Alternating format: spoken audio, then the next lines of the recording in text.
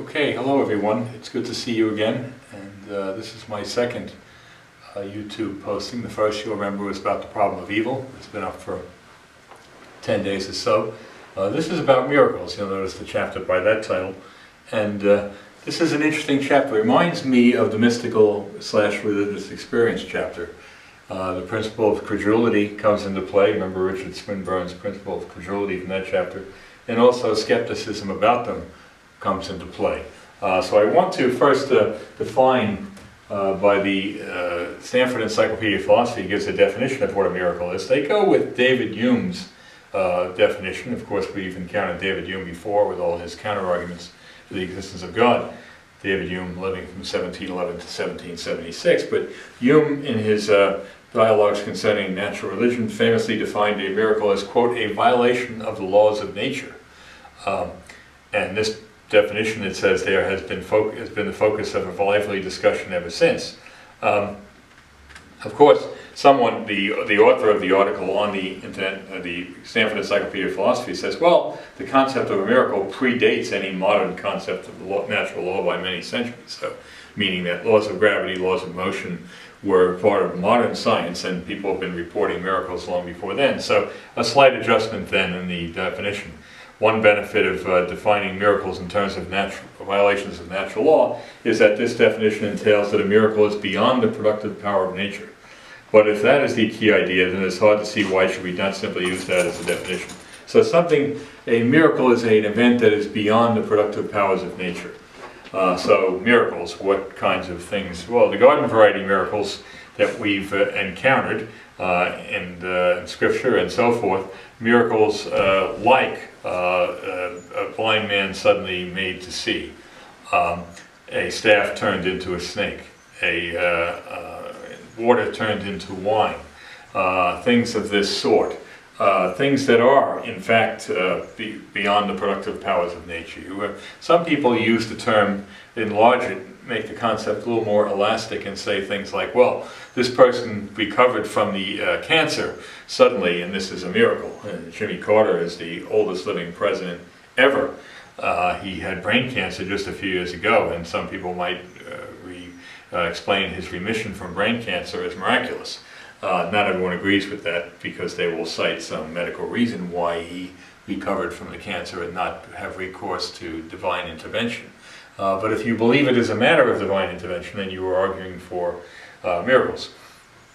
So, back to Richard Swinburne. If you take the philosophy that he applied in the chapter on that had to do with religious experiences and mystical experiences, when someone says that they encountered God in nature, Swinburne, you'll remember, said that we should believe this person unless we have reason not to. So that's the principle of credulity. You believe that person X when they say that Y happened, that Y indeed did happen, unless you have some evidence to counter that. And I suppose you could say the same about miracles, that people who report their occurrence, we should believe those reports unless we have a good reason to believe otherwise. David Hume does think that he provides a good reason to believe otherwise, and I've always thought of them in this respect myself. Hume thinks that it's a weighing of two probabilities. He says, take the probability of the report of the miracle being true, that gravity stopped working and something floated upwards, or a blind man was made to see, or a dead man came back to life. What is the probability of that event being true versus the probability that the person reporting the miracle is merely trying to bring attention to themselves, maybe, or that they were mistaken. Hume says they could be mistaken about what they experienced, but also by the telling of the miracle, they might want to be the center of attention and bring attention to themselves. There have been, sometimes you see reports of these things on the news. There was an evening newscast some years ago where someone in Queens said they saw the Virgin Mary in the bathroom window. And it was an eyewitness news, as I recall. It's more than 20 years ago now. And because of the way the sun was hitting the bathroom window in the apartment, it looked as if there was the visage of Mary in the window. And so people were lined up around the block to parade into this person's apartment and made it available so that people could come in and see Virgin Mary. And some 10-year-old gets in there and he says, why don't they just wash their windows? Because there was so much soot and dirt on the window, and the way the light was hitting it, it made it appear as if there was an image of the Virgin Mary. And you people see things like Jesus in a piece of toast or something like this. There are these, you can go on the Skeptics Dictionary and see reports of things that are, that we wouldn't ordinarily believe. So I also think there's kind of a private-public problem, and I brought this up before. The religious experience, you remember I said, was an experience that occurred in the mind of the perceiver. So they heard the voice of God, or they saw some vision. This is private. And I said that I believe that private report, but they're reporting on their state of consciousness, that I believe. But does that state of consciousness prove anything about what is external to them, something out there in the world? That I'm not so sure. There's a leap of logic there. What premise I had this experience of X, and therefore conclusion, my experience of X is true, that there really is, X really did occur. So I have the same kind of private-public problem that with miracles. That's what I call it anyway. I also am going to send you, the people were asking for more videos from the website Closer to Truth. Richard Swinburne, again, is talking about miracles there, and he does believe in them. And then following him is a man named Bede Rundle, B-E-D-E, and then Rundle, R-U-N-D-L-E. I'm going to send you those links. It's hard to find things on that site. It's so enormous.